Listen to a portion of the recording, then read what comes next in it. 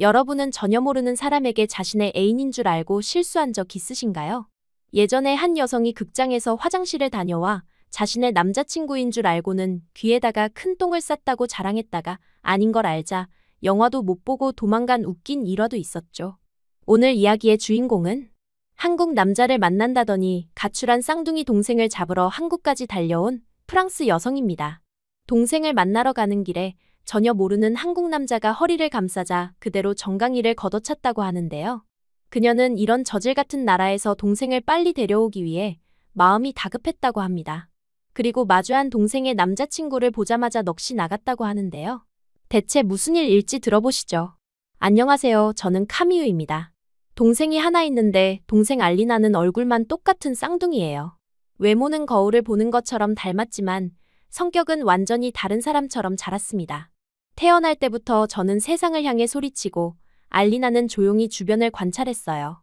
어머니가 자주 말씀하시길 저는 태어나자마자 온 병실이 들을 만큼 울었고 알리나는 눈만 크게 뜨고 세상을 바라봤다고 합니다. 그 차이는 자라면서 더 뚜렷해졌어요. 초등학교 시절 저는 항상 발표를 자원하고 학급 활동의 중심에 있었죠. 친구들이 모이는 곳에 저도 자연스럽게 있었고 파티가 있으면 언제나 주인공이었습니다. 반면 알리나는 교실 구석에서 책을 읽거나 조용히 공부하는 것을 좋아했어요. 선생님들은 알리나의 똑똑함에 감탄했고 저의 과도한 에너지를 어떻게 다룰지 고민했습니다. 카미유, 내가 좀 더 동생처럼 차분했으면 좋겠구나. 어머니의 이 말을 저는 자주 들었어요. 하지만 저는 그저 제 방식대로 살았습니다. 고등학교에 들어가서도 저는 연극부에서 주연을 맡고 학생회 활동을 하며 바쁘게 지냈어요. 알리나는 도서관에서 수학 문제를 풀거나 과학 실험에 몰두했습니다. 졸업할 때 알리나는 최우수 성적으로 소르본 대학에 입학했고 저는 학교보다 실전이 더 맞다고 생각해 일찍 취업 전선에 뛰어들었어요. 대학은 나중에도 갈 수 있어. 지금은 실제 경험이 필요해. 부모님께 이렇게 말하며 저는 패션 매장에서 일을 시작했습니다. 사람들과 어울리는 것이 좋았고 곧 판매 분야에서 두각을 나타냈어요. 알리나가 도서관에서 밤을 새울 때 저는 고객들과 대화하며 세상 경험을 쌓았습니다. 그렇게 우리는 서로 다른 길을 걸으며 성장했어요. 알리나는 학업에 몰두해 모두의 기대를 충족시켰고 저는 나름대로 사회에서 인정받으며 살았습니다. 부모님은 알리나의 성취를 자랑스러워하셨고 저에게는 내 길을 잘 찾아가고 있구나 라는 애매한 칭찬을 해주셨어요. 하지만 그것으로 충분했습니다. 평화롭던 일상은 어느 월요일 아침 갑작스러운 전화로 무너졌어요.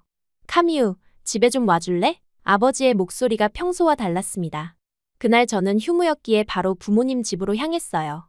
문을 열자 거실에 앉아 계신 부모님의 얼굴이 어두웠습니다. 어머니는 눈이 붉어져 있었고 아버지는 손에 쥔 종이를 내려다보고 계셨어요. 무슨 일이세요? 알리나가 집을 나갔어. 아버지의 말에 처음엔 웃음이 나왔습니다. 알리나가?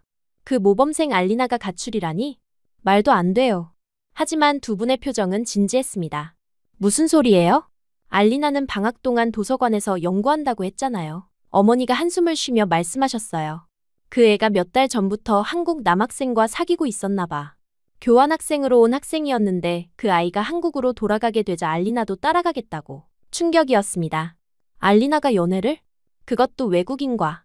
그리고 그를 따라 한국까지? 믿기지 않았어요. 알리나는 항상 계획적이고 신중했습니다. 충동적인 결정을 내리는 사람이 아니었어요. 언제요? 어떻게 된 거예요? 아버지가 종이를 내밀었습니다. 알리나의 필체로 쓰인 편지였어요. 사랑하는 가족에게. 저는 잠시 제 인생을 찾아 떠납니다. 걱정하지 마세요. 나중에 연락드릴게요. 알리나. 너무 간결했어요. 설명도 사과도 없었습니다. 그저 떠난다는 통보뿐이었어요. 저는 즉시 그녀의 휴대폰으로 전화를 걸었지만 꺼져 있었습니다. 언제부터 연락이 안 됐어요? 3일 전부터. 어머니가 말씀하셨어요. 처음에는 바쁜가 보다 했는데 대학에 확인해보니 휴학 신청을 했더라.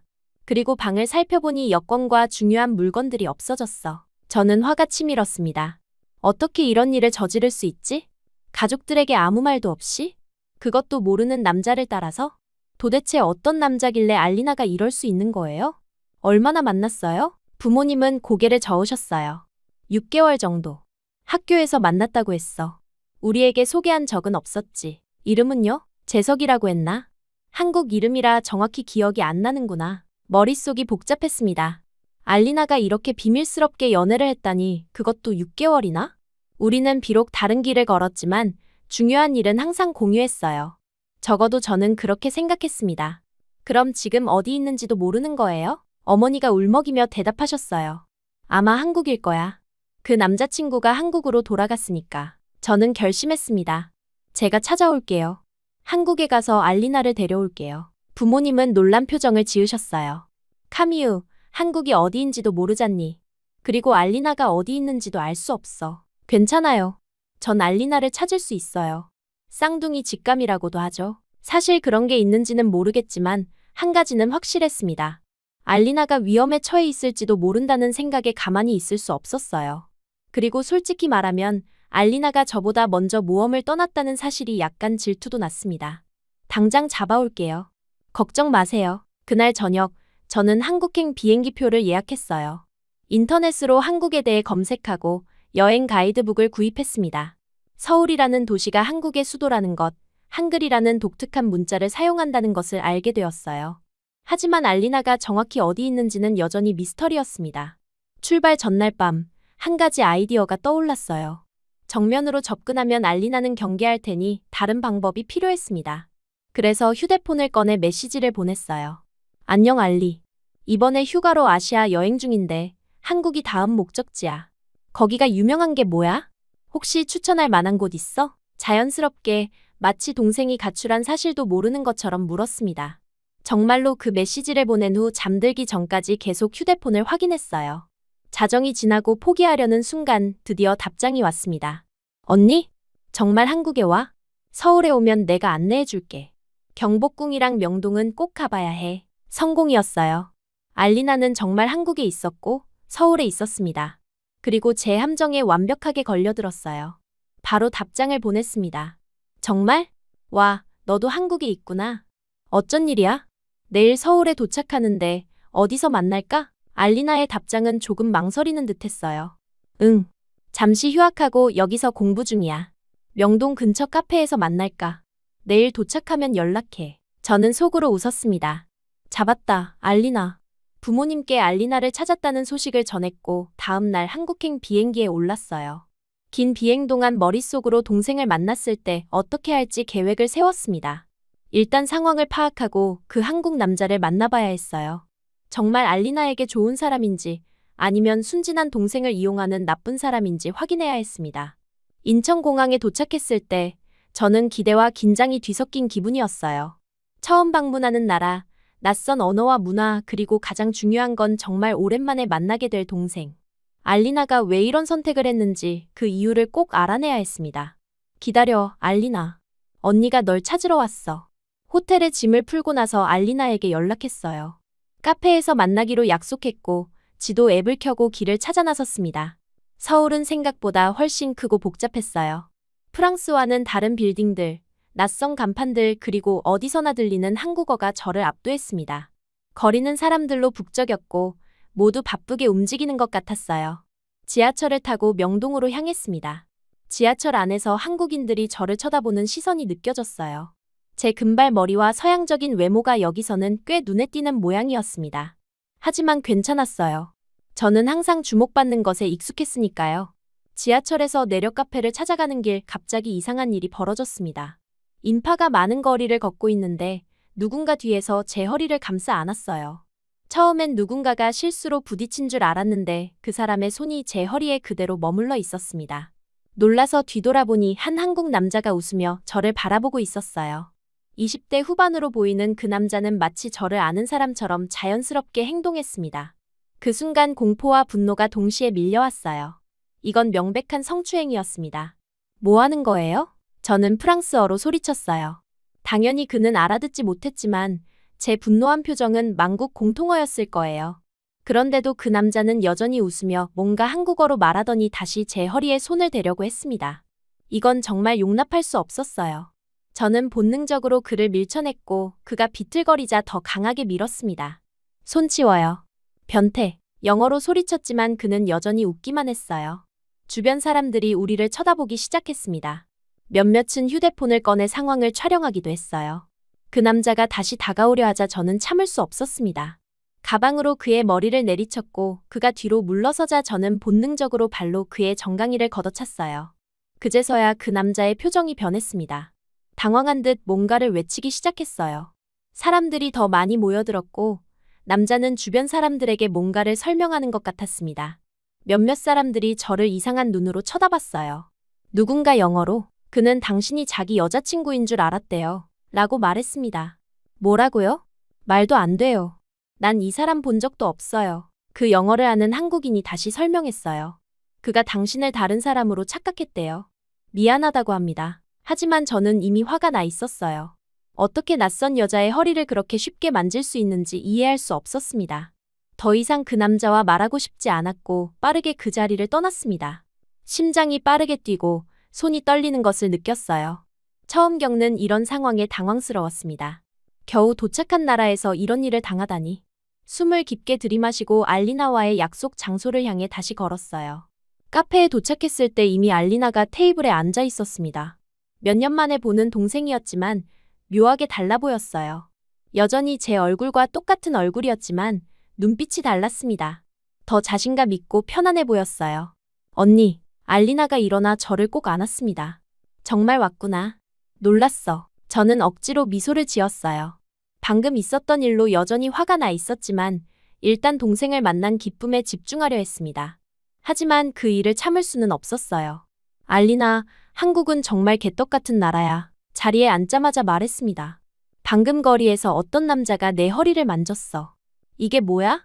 여기서는 이런 게 정상이야? 알리나의 얼굴이 걱정스러운 표정으로 바뀌었어요. 무슨 일이 있었던 거야?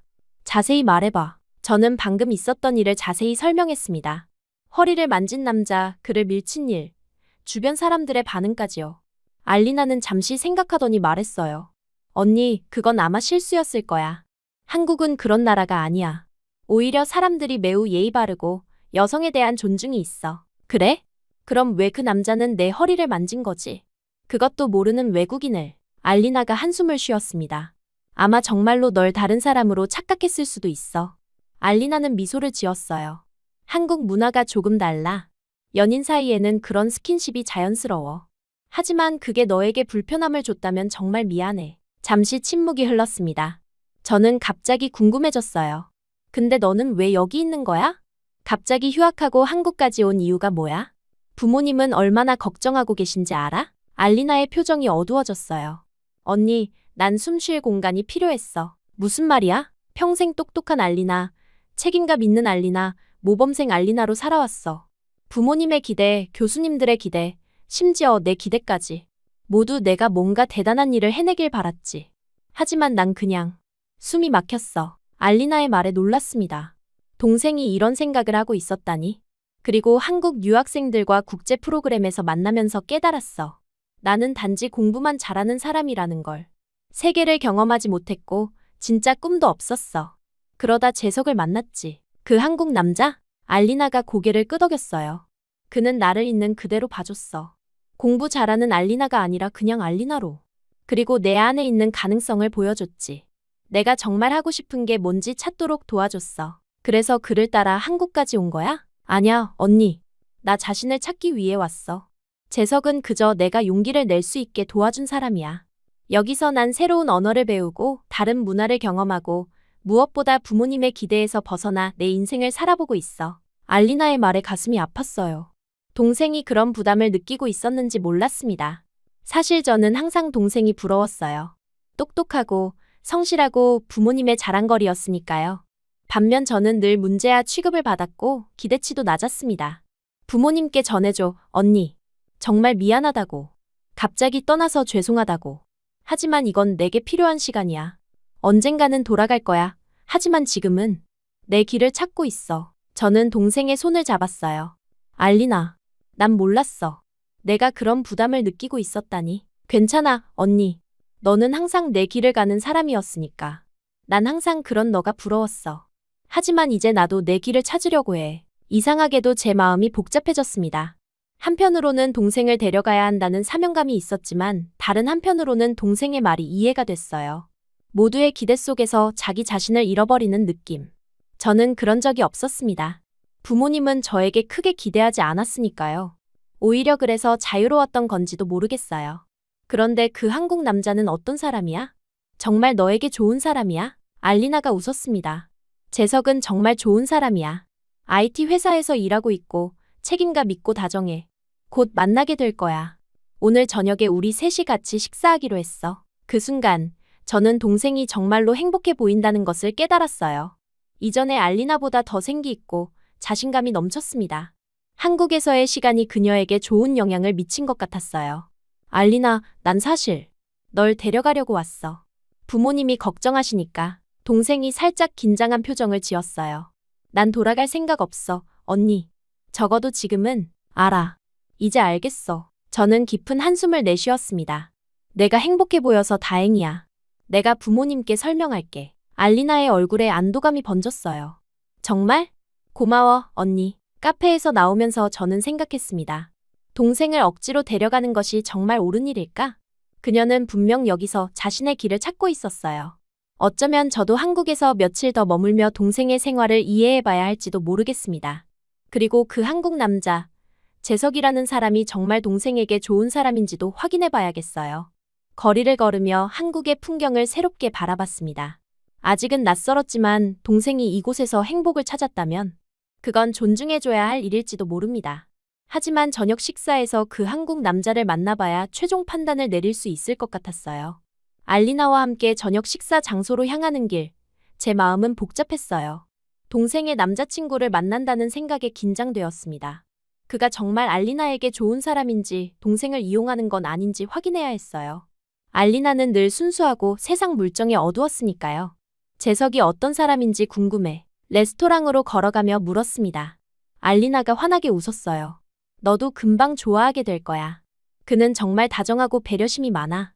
내가 한국어를 배울 때도 정말 많이 도와줬어. 레스토랑에 도착하자 알리나가 주변을 둘러보았습니다. 아, 저기 있다. 그 순간 저는 그를 보았어요. 그리고 충격으로 그 자리에 얼어붙었습니다. 바로 그 남자였어요. 오늘 오후에 제 허리를 만지고 제게 발길질을 당했던 바로 그 변태 남자였습니다. 그가 우리를 발견하고 미소 지으며 다가왔어요. 순간적으로 손가락으로 그를 가리키며 외쳤습니다.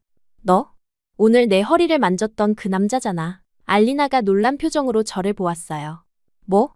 언니, 이게 무슨 소리야? 그 남자 역시 충격을 받은 듯 했습니다. 그제서야 자세히 보니 그와 알리나가 손을 잡고 있었어요. 이 남자가 바로 재석이라는 사람이었습니다. 그가 저와 알리나를 번갈아 보며 어리둥절한 표정을 지었어요. 알리나가 상황을 파악하고 빠르게 설명했어요. 재석, 이 사람이 내 쌍둥이 언니 카미유야. 내가 말했잖아, 프랑스에서 온다고. 재석의 얼굴이 창백해졌습니다. 그가 한국어로 뭐라고 빠르게 말하자 알리나가 웃음을 터뜨렸어요. 그리고 저에게 설명했습니다. 재석이 깊이 허리를 숙이며 영어로 말했어요. 정말 죄송합니다. 알리나의 언니가 있다는 건 알았지만 쌍둥이인 줄은 몰랐어요. 큰 실수를 했네요. 저는 여전히 당황스러웠지만 상황이 이해되기 시작했습니다. 이건 단순한 오해였어요. 재석은 저를 알리나로 착각했고 그래서 자연스럽게 다가온 것이었습니다. 알리나와 재석이 걱정스러운 표정으로 저를 보고 있었어요. 그래서 당신이 저를 발로 찼군요. 재석이 조심스럽게 말했습니다. 이해해요.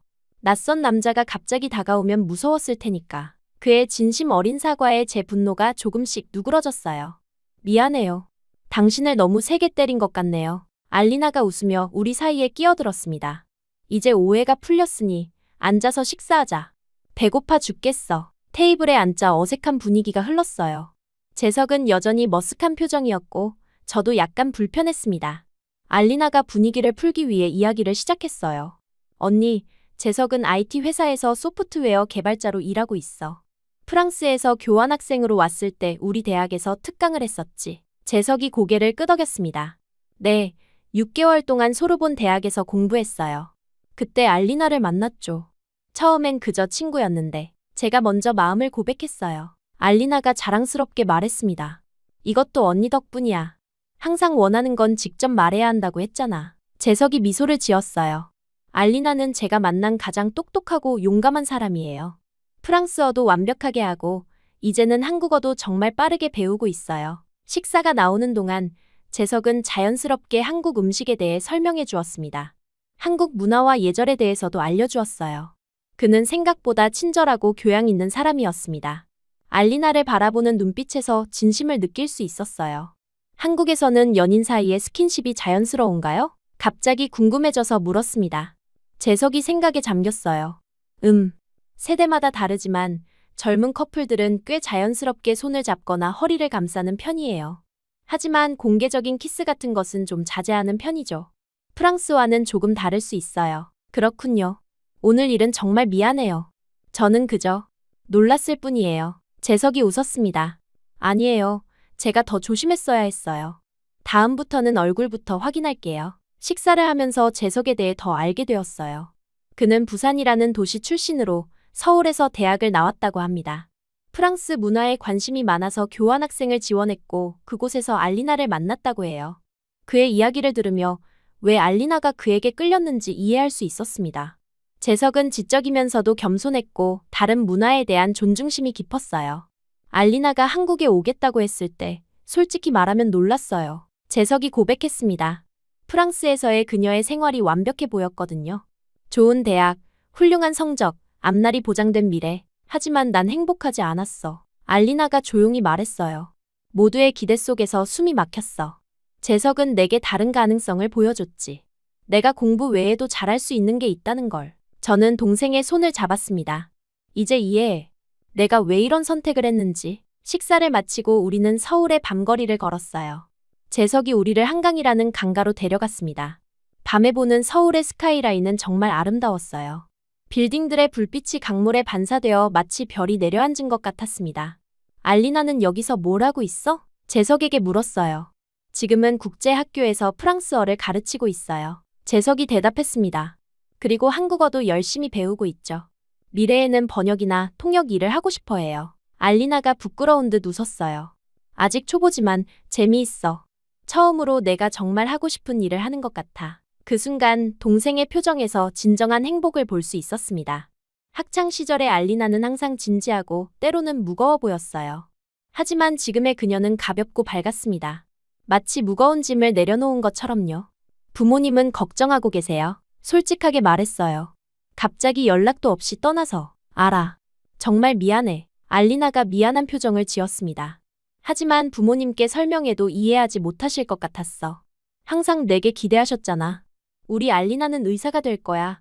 우리 알리나는 소르본에서 박사 학위를 받을 거야. 내 의견은 묻지도 않으셨어. 재석이 알리나의 어깨를 감싸 안았어요. 저도 알리나의 부모님께 죄송한 마음이에요. 하지만 알리나가 여기서 정말 행복하게 지내고 있다는 걸 알아주셨으면 해요. 그의 진심 어린 말에 마음이 움직였습니다. 처음에는 그를 의심했지만 이제는 그가 정말로 동생을 아끼고 있다는 것을 느낄 수 있었어요. 그들이 함께 있는 모습은 자연스럽고 행복해 보였습니다. 호텔로 돌아가는 길, 재석이 저를 따로 불렀어요. 알리나의 언니로서 저를 어떻게 생각하세요? 솔직히 대답했습니다. 처음에는 당신을 의심했어요. 어떻게 착한 내 동생이 갑자기 모든 것을 버리고 낯선 나라로 올 수 있을까 싶었거든요.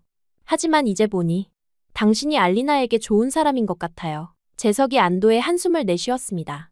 감사합니다. 저는 정말 알리나를 사랑해요. 그녀가 자신의 꿈을 찾고 행복해지길 바랄 뿐이에요. 근데 나중에는 프랑스로 돌려보낼 생각인가요? 궁금해서 물었어요. 물론이죠. 알리나의 가족이 그곳에 있으니까요. 1년이나 2년 후에는 프랑스로 돌아가 그곳에서 일할 계획이에요. 저도 프랑스를 좋아하거든요. 그 말을 듣고 안심이 되었습니다. 그들은 영원히 한국에 머물 생각은 아니었어요. 언젠가는 부모님도 다시 알리나를 만날 수 있을 것입니다. 호텔에 도착해서 헤어질 때 재석이 다시 한번 고개를 숙여 사과했어요. 오늘 있었던 일 정말 죄송합니다. 미소를 지으며 대답했습니다. 괜찮아요. 이제 이해해요. 한국은 생각보다 훨씬 더 흥미로운 나라인 것 같네요. 알리나가 저를 꼭 안아주었어요. 언니, 고마워. 이해해줘서. 방으로 돌아와 침대에 누우며 오늘 하루를 되돌아봤습니다. 아침에는 동생을 데려가겠다는 확고한 결심이 있었지만 이제는 그녀의 선택을 존중해야 할 것 같았어요.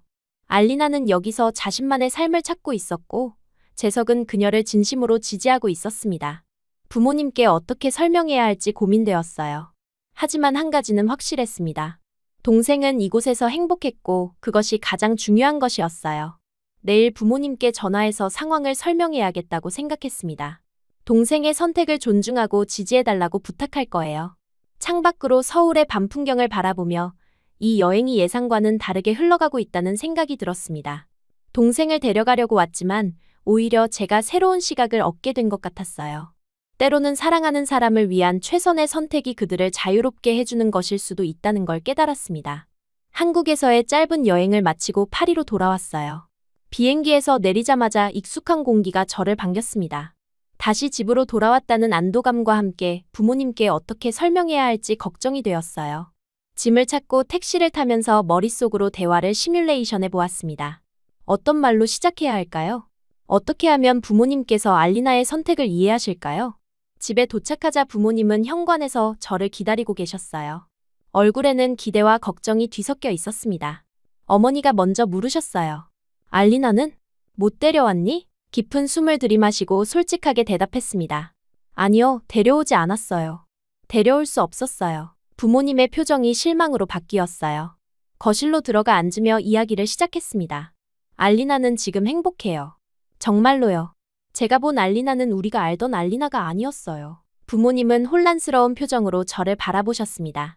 휴대폰을 꺼내 알리나와 함께 찍은 사진을 보여드렸어요. 사진 속 알리나는 환하게 웃고 있었습니다. 오랜만에 보는 진심 어린 미소였어요. 이 웃는 얼굴 보세요. 알리나가 이렇게 웃는 걸 언제 마지막으로 보셨어요? 우리가 쌍둥이인 걸 한 번씩 잊고 살았어요. 표정이 너무 달라서요. 그런데 알리나가 웃으니 더 똑같이 생긴 걸 처음 느꼈어요. 부모님은 말없이 사진을 바라보셨습니다. 그리고 저는 한국에서 있었던 일들을 하나씩 설명하기 시작했어요. 알리나가 어떻게 자신의 길을 찾아가고 있는지, 그녀가 가르치는 일을 얼마나 즐기고 있는지, 그리고 재석이라는 사람이 어떤 사람인지 말이죠. 처음에는 저도 의심했어요. 그 남자가 알리나를 이용하는 건 아닌지, 위험한 사람은 아닌지. 하지만 직접 만나보니 정말 좋은 사람이었어요.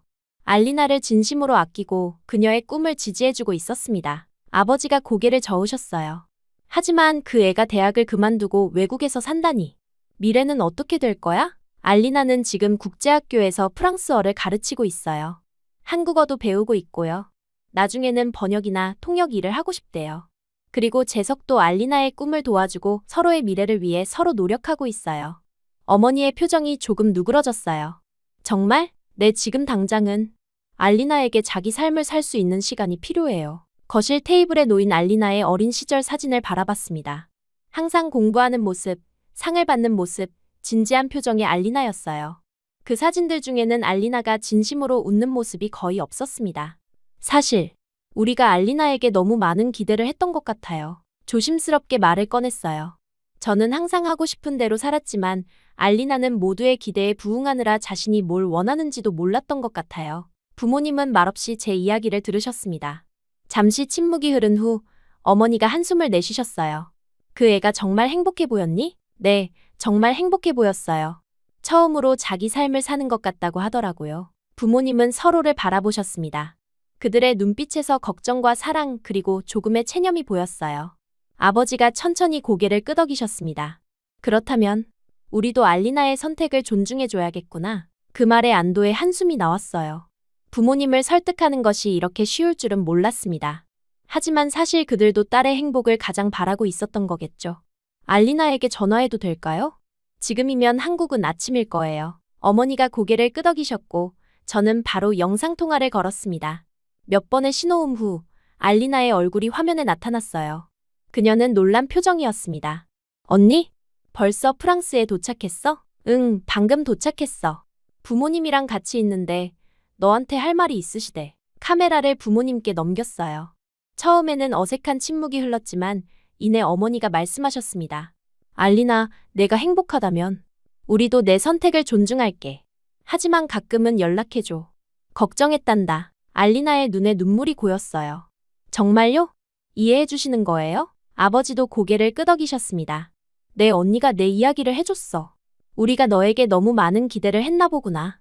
미안하다. 알리나가 화면 너머로 환하게 웃었어요. 그 모습을 보며 제가 한 일이 정말 옳았다는 확신이 들었습니다. 그렇게 5년의 시간이 흘렀어요. 처음에는 알리나와 재석이 정말로 프랑스로 돌아올까 의심도 했지만 그들은 약속을 지켰습니다. 2년 후 두 사람은 파리를 방문해 부모님을 만났어요. 그리고 공식적으로 약혼 소식을 알렸습니다. 부모님은 이제 재석을 가족으로 받아들이셨고 두 사람의 관계를 축복해 주셨어요.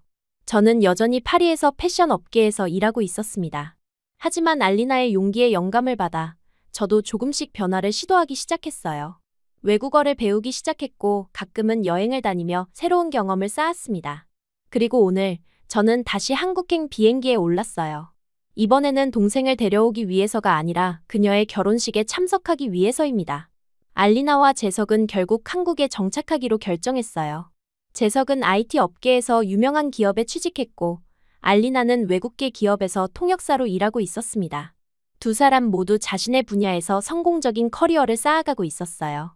인천공항에 도착하자 알리나가 환하게 웃으며 저를 기다리고 있었습니다. 5년 전과는 달리 이제 한국은 제게 낯설지 않은 곳이었어요. 알리나 덕분에 한국 문화와 음식에 대해 많이 알게 되었고 심지어 간단한 한국어 표현도 몇 가지 배웠습니다. 언니, 드디어 왔구나. 알리나가 달려와 저를 꼭 안아주었어요. 저도 그녀를 꼭 안아주었습니다. 결혼 축하해, 알리나. 정말 행복해 보이네. 알리나의 집으로 가는 길 그녀는 끊임없이 결혼 준비에 대해 이야기했어요. 한국식 결혼식과 서양식 결혼식을 혼합한 특별한 결혼식을 계획하고 있다고 했습니다. 부모님도 일주일 후에 도착할 예정이라고 했어요. 언니가 먼저 와서 정말 다행이야. 내 도움이 필요해. 집에 도착하자 재석이 우리를 반갑게 맞아주었습니다. 그는 더 성숙해 보였고 여전히 알리나를 사랑스럽게 바라보는 눈빛이 인상적이었어요. 재석은 이제 중간 관리자 직책을 맡고 있었고 회사에서 중요한 프로젝트를 담당하고 있다고 했습니다. 저녁 식사를 하면서 알리나와 재석은 미래 계획에 대해 이야기했어요. 결혼 후에는 서울 근교에 작은 집을 마련할 계획이라고 했습니다. 몇 년 동안은 한국에서 경력을 쌓고 나중에는 1년에 한 번씩 프랑스를 방문하기로 했대요. 결혼식 준비를 돕는 동안 저는 재석의 친구 준호를 만나게 되었어요. 그는 재석의 대학 동기로 현재는 한국에서 의류 브랜드를 운영하고 있었습니다. 첫 만남에서 그의 세련된 패션 감각과 친절한 태도가 인상적이었어요. 준호는 프랑스 패션에 관심이 많았고 저는 패션 매장에서 일했던 경험을 바탕으로 많은 이야기를 나눌 수 있었습니다. 프랑스 패션은 정말 특별해요. 그 감성을 한국에 접목시키고 싶은데 쉽지 않네요. 준호가 웨딩드레스 피팅을 기다리는 동안 말했어요. 준호의 진지한 열정에 저도 자연스럽게 조언을 해주었습니다. 파리의 작은 부티크들을 둘러보면 좋은 영감을 얻을 수 있을 거예요. 대형 브랜드보다 독특한 감성이 있거든요. 그날 이후 준호는 자주 결혼 준비 현장에 나타났어요. 처음에는 그저 재석의 친구로서 돕는다고 생각했지만 점차 그가 저를 보러 온다는 것을 느낄 수 있었습니다. 어느 날 그는 용기를 내어 저에게 개인 연락처를 물었고 저는 망설임 없이 번호를 알려주었어요. 그날부터 우리는 메시지를 주고받기 시작했습니다. 시간대 차이에도 불구하고 준호는 프랑스 아침 시간에 맞춰 메시지를 보내왔어요. 패션에 관한 이야기로 시작해 점차 서로의 삶과 꿈에 대해 나누게 되었습니다. 한국에 더 오래 머물 계획은 없으세요? 어느 날 그가 조심스럽게 물었어요. 그 질문에 마음이 두근거렸습니다. 솔직히 말하면 준호와의 대화는 제게 하루 중 가장 기다려지는 순간이 되었어요.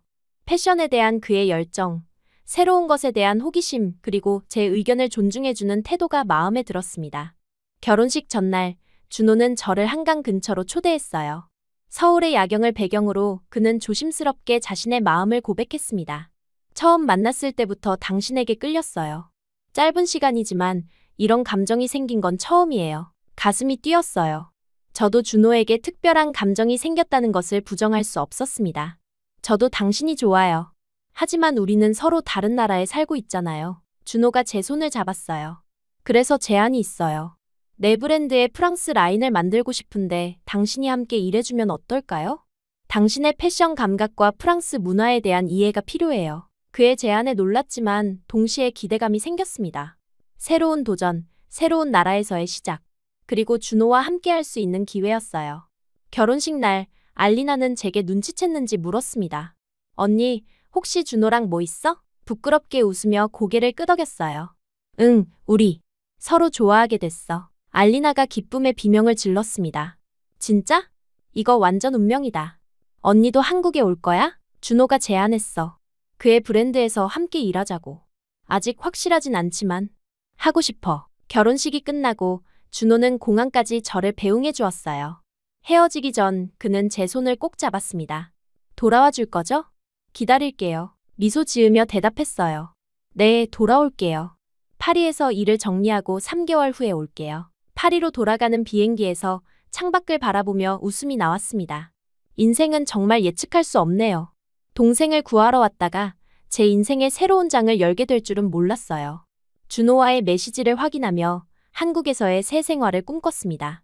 3개월 후 저는 다시 한국행 비행기에 올랐어요. 이번에는 누군가를 데려오거나 구하러 가는 것이 아니라 제 자신의 새로운 사랑과 도전을 위해 떠나는 것이었습니다. 준호와 함께 만들어갈 브랜드, 알리나와 더 가까이에서 지낼 수 있는 기회, 그리고 새로운 문화에서의 삶. 모든 것이 기대됐어요. 공항에 내리자 준호가 꽃다발을 들고 기다리고 있었습니다. 그의 품에 안기며 생각했어요. 이제 진짜 시작이구나.